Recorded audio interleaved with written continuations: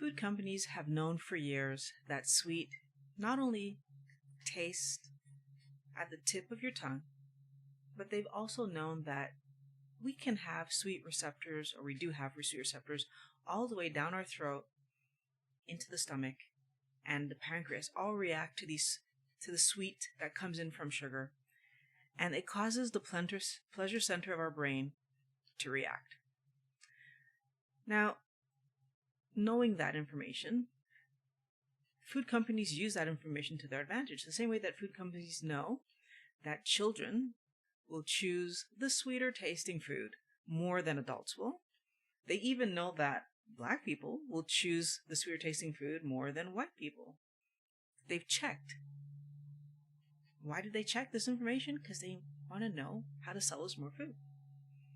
Food companies hire food scientists to not only understand why people choose certain foods, they also want to know how to get them to choose their food over their competitors. And Wellness Warrior, I want you to understand that this is where the problem's coming from. It's become about making more money than our competitors. And Wellness Warriors like you and me have become pawns in this chess game they have of who's gonna have the most market share. And, we have the least value to them, even though we have the most value to them. They need us to buy their products. And at the same time, they don't care if it's me, you, Pat. It doesn't matter who buys, as long as more of us buy their product than their competitor's product. Food companies actually pay parents to bring their children into labs so that they can see which sugary foods the kid will choose. And so they'll have 7 types of chips or pudding or soda or whatever. And it's more than 7. It's more like sometimes when they do it with adults, it can be up to 60 that we're trying to get through. For kids, I know the number is smaller. But the whole point is to figure out which food the kid reacts best to so that they can sell that version, so that when we go to the store with our kids are killing us to please buy that. In the book, Salt, Sugar, Fat, Michael Moss reports being told that using the bliss point, which is a formula that they figured out the maximum. So at what point is the sugar and sweetness of the food enough that we can't resist eating it?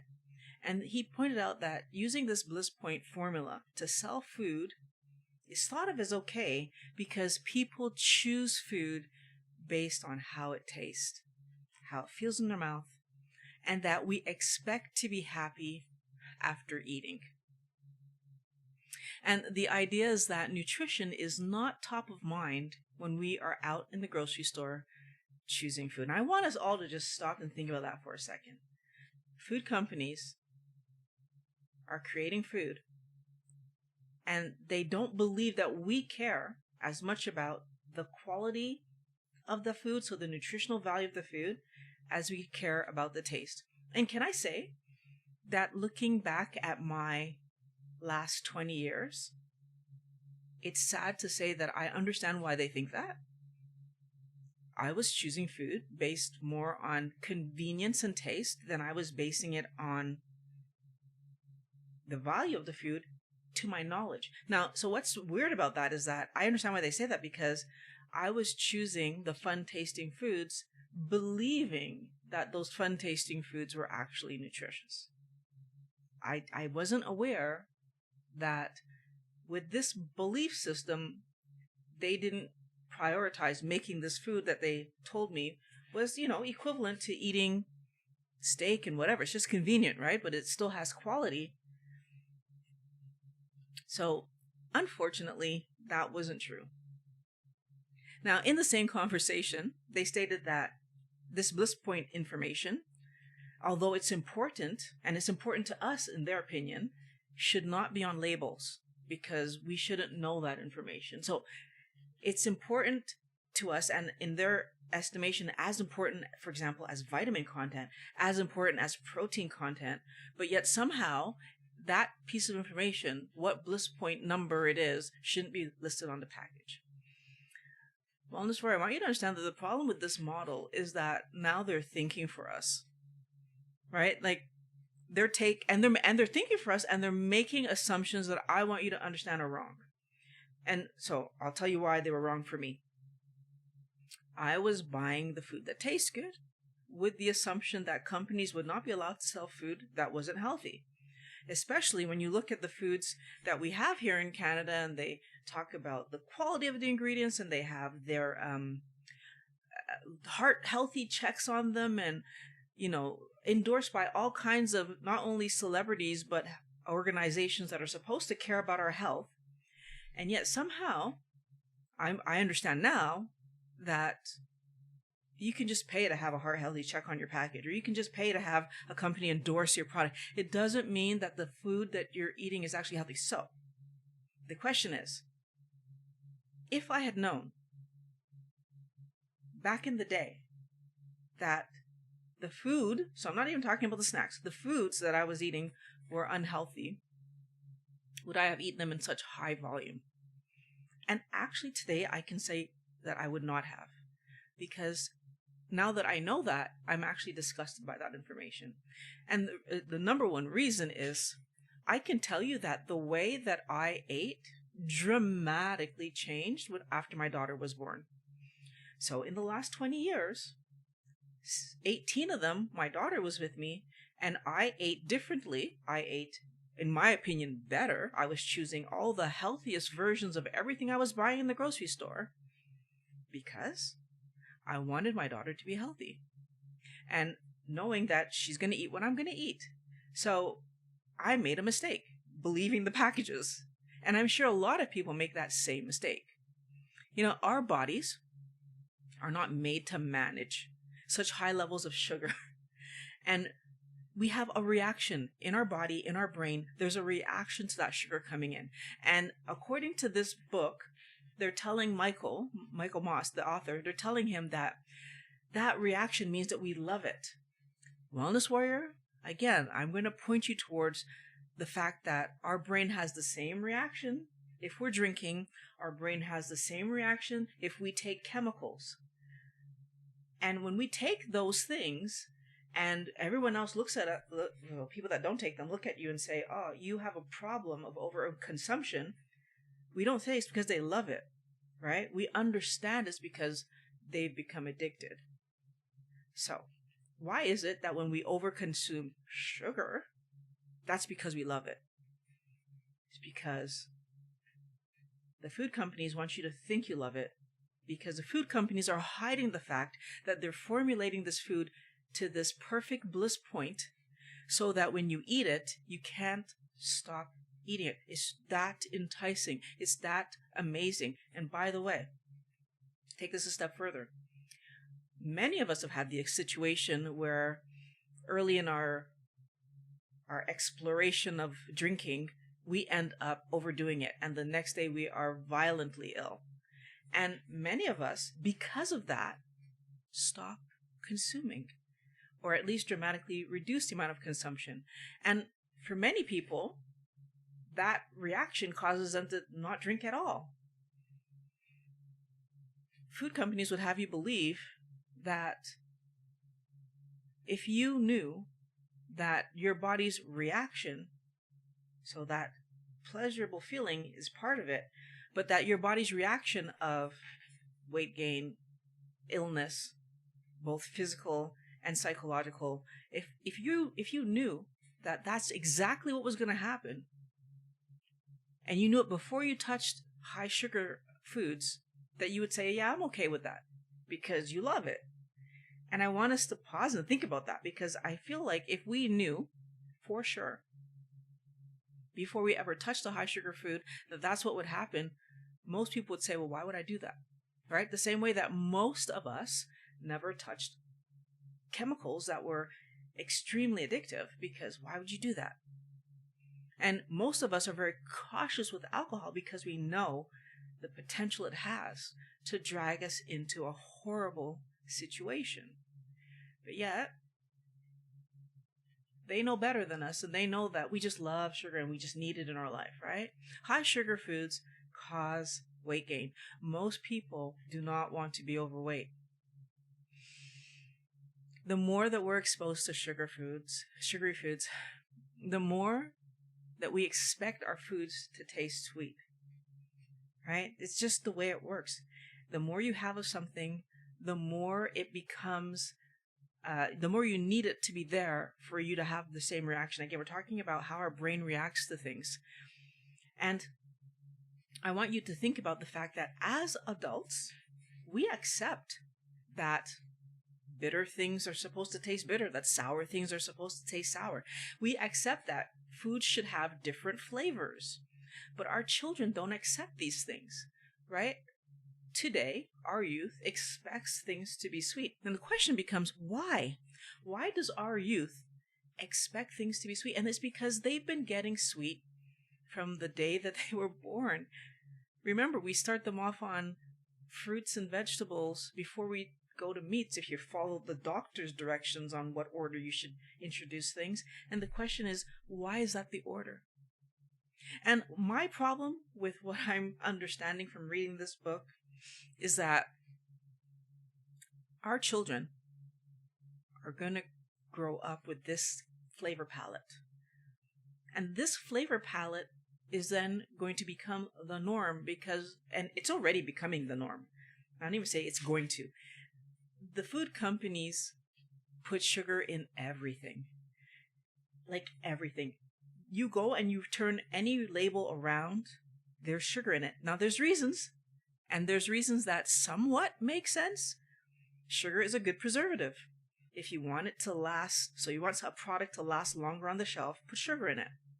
Okay, but sugar also is harming our health. So now the question becomes, should all the foods that we're eating be so shelf stable? I want us to think about the fact that it shouldn't be. I want us to think about the fact that we can preserve foods in other ways, like we can freeze them, we can dry them. No, we choose to add sugar to them and put them in cans so that they're easily accessible and ready to eat. And I want us to see that as a mistake, right? Because food companies do it according to them because this is what we want. We want it to be this convenient. We want it to be this easy. And honestly, like I say, I use myself as an example. I did want it to be convenient. I did want it to be easy. I didn't understand the health compromise I was making for easy. I thought it was the same value. I thought the nutritional value was equivalent. If we take the consideration that the internet was introduced back in 1983, my parents barely do anything on a computer. I mean, I can honestly say they've probably manipulated a computer twice or three times in the past 2 or 3 years. My siblings and I, we work, we shop, and we use social media, and we do a lot of things on the computer. It's about half the time that I would say that I do my shopping on the computer. But then you have our children who spend 100% of their time when it comes to entertainment on computer or like the phones and internet stuff. And about 70% of their social on computers and internet stuff, because when they're not with their friends in person, they're doing it on their devices. The only people that they don't socialize 70% with that way are the people that live in the house with us. Even their cousins, even their aunts, they socialize with through social media and internet, right? Most parents hate that their kids are on computers all the time. And the reason that we complain about it is because we're not doing it. We're not 24/7 on the computer. But guess what, guys? They are, because they were born into it. I want us to stop and understand what it means to be born into a situation. Our kids have been born into processed food. And so now, unlike us, who, yes, we had processed food as children once in a while, if you're in my age bracket, in my parents' age bracket, very rarely. in my grandparents' age bracket hardly existed. Like, our kids have it at every meal. There's something processed. And I want us to stop and consider that this is a huge mistake. We don't even make bread at home anymore. It's easier to buy it in the store. We don't make simple things. We don't make mayonnaise. I made mayonnaise this weekend for my niece. And she was, first of all, impressed that I was making like, that shouldn't be a thing, but said it tasted delicious. Why do we buy mayonnaise in the store? Because it's easier. And they've told us it's the same quality. But I guarantee you, the quality of the mayonnaise that I made in the house, with all the best ingredients that I had, compared to the quality of the mayonnaise that you're getting in the store, is not the same. It isn't. And I want us to understand this, because we don't want our kids to lose their ability to be social. And we definitely don't want our kids to lose the ability to understand what good quality food tastes like, is supposed to taste like, and the health benefits it gives you to eat good quality food. We don't want our kids to lose this ability to see real food as healthy. Because according to the food companies, what we want is bliss point. What we want is fun taste. What we want is convenient. They said, we want this. They're doing it because we asked for it. That's what they're saying. You know what? I didn't ask for it because I didn't know it was a thing. And so I'm taking you to this other place, Wellness Warrior, because if somebody says to you, well, because you wanted good flavor, you asked for this manipulation. It's the same thing like someone saying to you, well, because you want low prices, you're asking us to underpay people in other countries. It's not reality. And they're putting the blame on our shoulders. That should be on their shoulders, because they're the ones with the information, doing all the research, hiring the scientists to figure out, and this makes me angry, they're hiring scientists to figure out how to make us eat more. Not to figure out how to make the healthiest food that we will love. The scientist's task is how do you make them eat more? And they don't prioritize our health in that conversation. Now, the problem that I see on our side of it is that we don't stop buying the garbage food. Even after being told, I've been talking about it for 3 years now. Dr. Berry's talking about it. Dr. Fung is talking about it. Dr. Westman's talking about it. Dr. Berg is talking. Almost every doctor I can think about is talking about the fact that Dr. Baker is talking about the fact that the food that we're eating, if we're eating processed food, isn't healthy, and we need to go back to basics and eat real food. But we don't stop because it has a hold on us, and we don't know. We are not aware that the food that we're eating has a hold on us. That's why we can't stop. Because we are also in the same situation that our kids are in, where slowly, more and more we eat this sweet stuff. We can't put it down. 40% of adults in the United States are obese. 29% of Canadians obese. None of us want to be overweight, much less obese. And yet, it confuses me when companies are talking about giving us what we want when referring to more sugar in our food. They're saying we want this. The sugar in our food is making us fat. We don't want to be fat. So either we are giving them the wrong impression, or they're using our desire to continue to eat the fun things that they put in front of us without us knowing. Now they're using it against us and saying, we want it.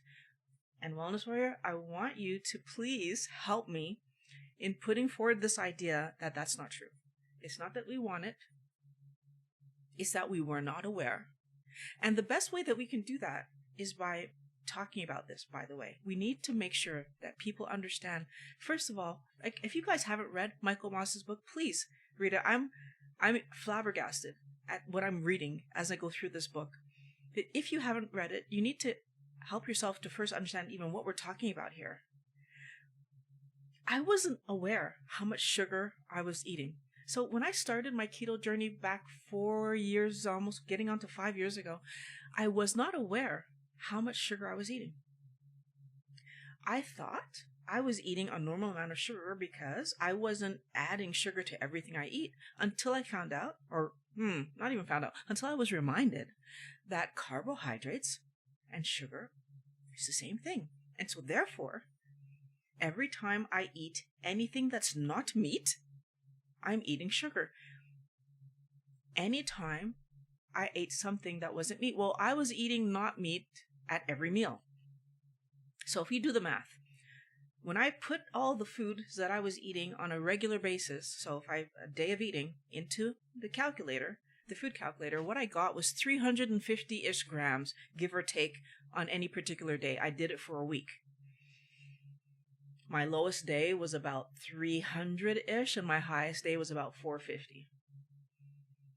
And that turns out to, so 350 grams of sugar is 70 teaspoons of sugar. Now, they talk about the fact that the average American, Canadian, is eating 22 grams of sugar, so that's added sugar.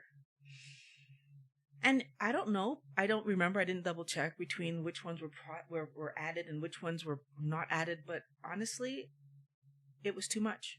There's no way that I should have been eating 70 teaspoons worth of sugar in a day. And I would never have known had I not watched all the videos I watched that helped me to understand where the extra sugar that was causing my inflammation was coming from, because I had no clue that it was coming from the healthy foods. So the vegetables, the rice, the potatoes that I was eating, like these healthy foods, much less the junk food, because trust me, I was eating junk food. But I was trying to solve a health problem. And I was trying to eat properly and still finding myself unable to solve because I didn't know the damage I was doing with the healthy foods that were full of sugar. So can you imagine the processed foods, what was happening to me? You know, when food companies are challenged about the high sugar content that they put in our food, rather than make adjustments, they do this interesting thing where they fund research to show that we actually want that sugar to be in our food. And they try to make us believe that that sugar that's in our food isn't harmful because, for example, it's improving the mouthfeel. And, for example, it's allowing the food to be self-stable so it's not spoiling on you and poisoning you if you eat spoiled food. And they give us all kinds of reasons, but the most important reason that they gave that I thought was just insulting is that we're doing it because you want it, because if we don't do it, you won't eat the product. Can I point out, Wellness Warrior, that we are living in a time where we can go to the store and buy whole food. So I can buy meat, I can buy cabbage and broccoli and kale and berries, and if you're gonna, if you eat those things, you can buy all kinds of food that don't have chemicals in them. Well, I shouldn't say that because they still spray pesticides and whatever, but they have much less chemicals than a canned packaged food, than a packaged cookie or a soda or whatever. And so my problem here is when they tell me that I want it, they're doing this because I want it. No, I'm doing it because I don't know. I didn't know. You guys probably don't know the manipulations that they're doing to get you to eat their garbage. And they're really good at restating things in a way that makes it sound like we asked for it. And I was just listening to the answers that he was getting, and it was just like, are you for real? I felt like I was somehow talking to some kind of psychopath or sociopath. These are businessmen and women who are trying to sell a product. And what they don't realize is that the people, because we are real people that they're selling the product to, are being harmed. And well, I need to keep that perspective though, because it doesn't matter if I get harmed. If Violet has a problem and Violet stops eating that product, Susie will come along and eat that problem. Mary will come along and eat that product, right? I will be replaced by Susie, Mary, Ralph, Joan, Fraser. It doesn't matter. So if I stop eating it, whether I'm sick or whether I pass, they will sell more product. Wellness Where I want you to be insulted by that idea. I want you to be insulted, disgusted, that's what they think about our health. The fact that we choose the higher sugar versions when given the choice, even though we're not aware that the food that we're being asked to choose, because they do experiments, by the way, where they put these foods in front of you and say, which one tastes better? And you choose. And as you're choosing, you're not being told that it's not the only, but the major manipulation they're trying to figure out is what that bliss point is going to be. Right? You're just told to choose the one that you like the best. And by the way, they're smart enough to have figured out that there's such a thing as too much sugar, salt, or fat. Like, there's such a thing as putting too much. They put just that right amount to make sure that you're going to overeat it. That's on purpose. That you overeat processed foods is on purpose. Because if you overeat it, you will need to go out and buy more, and you'll need to do that more quickly. I want you to be insulted by what I'm telling you right now, because I want you to make different choices. They only make money if we keep buying their garbage products.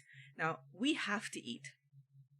So, you would think that this foolishness is only happening in junk food because we have to eat, and so we're going to buy the dinner products anyways. But believe it or not, they put sugar in sauces. They put sugar in basically every product that's in a can or bottle of some kind. So they find a way to add some kind of sugar to it because it helps it to be more shelf-stable, they claim, but it also helps it to be more pleasing to eat, and therefore you chase it more.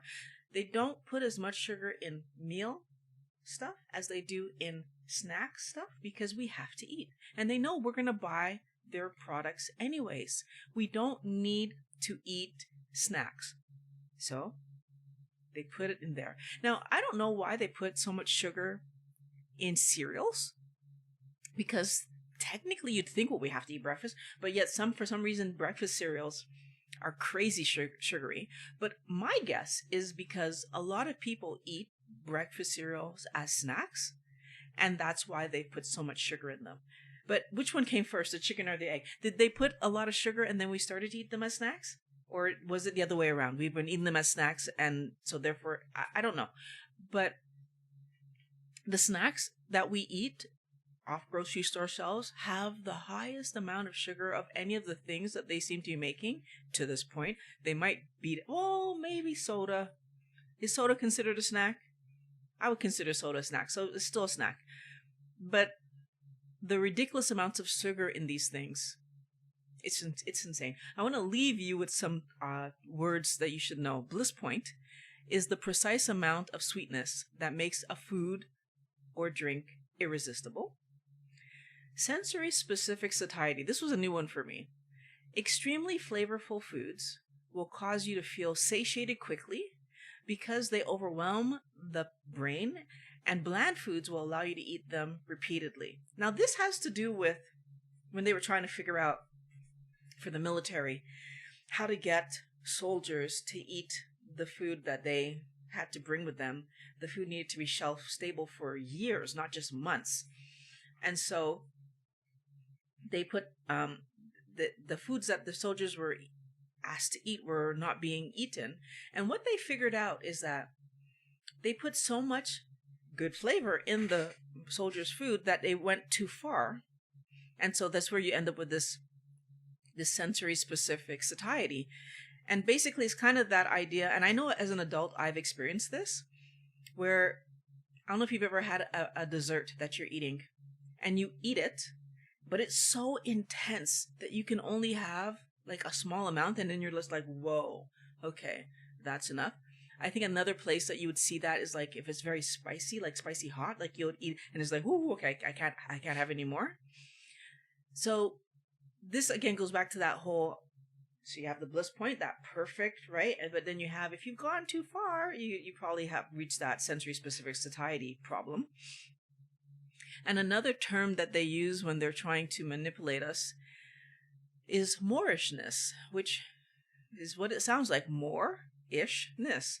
Food or drink that has a very pleasing taste, causing you to want to have more and eat it in an uncontrollable fashion.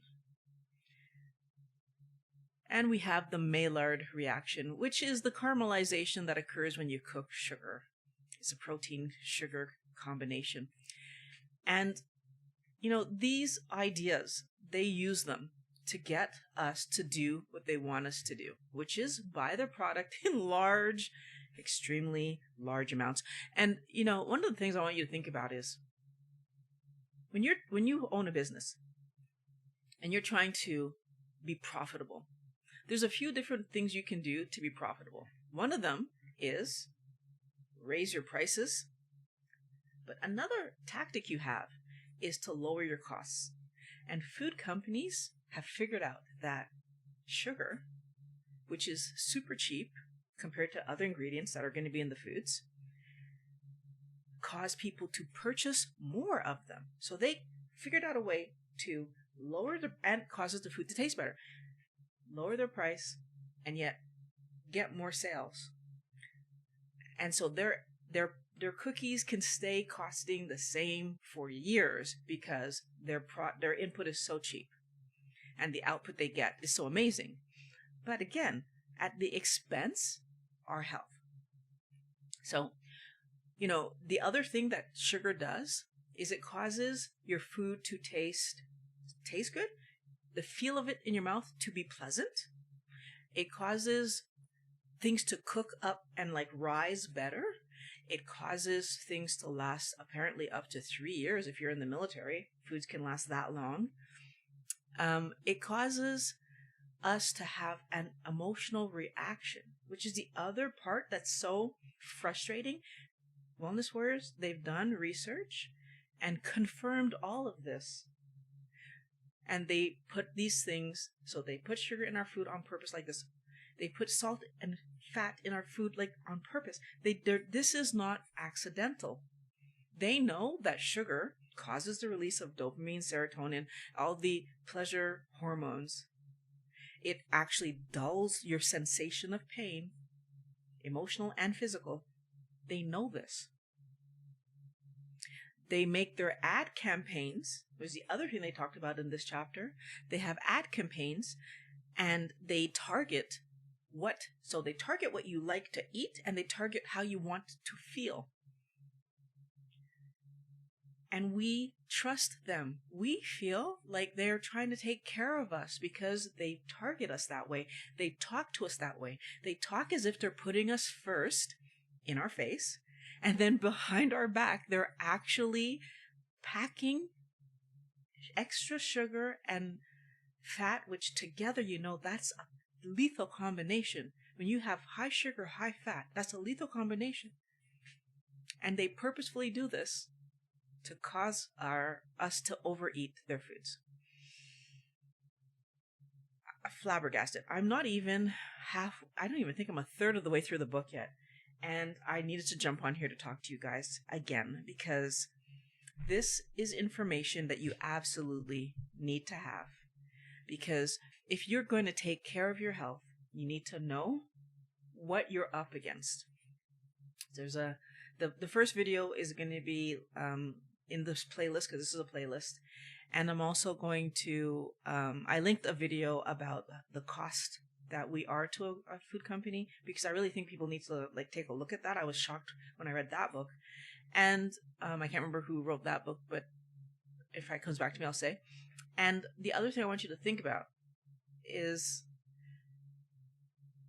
what are you doing to help your children in this struggle? Because the more I read, the more I realize I need to talk to our kids more. What are you doing to help your kids? Please put that in the comments because I want to know, how are you helping your kids to overcome this craziness that we're living right now? I'll talk to you guys. I don't even know when. Maybe tomorrow, maybe next week. We'll see what happens when I get through the next set of the book. But I love that you guys joined me. I'm glad we had this interesting conversation, and I hope that we've learned a little something and we're going to choose whole foods. But I'm sure the other chapters are going to give me more reasons that we want to choose whole foods. So have a great rest of your day, guys. I'll talk to you soon.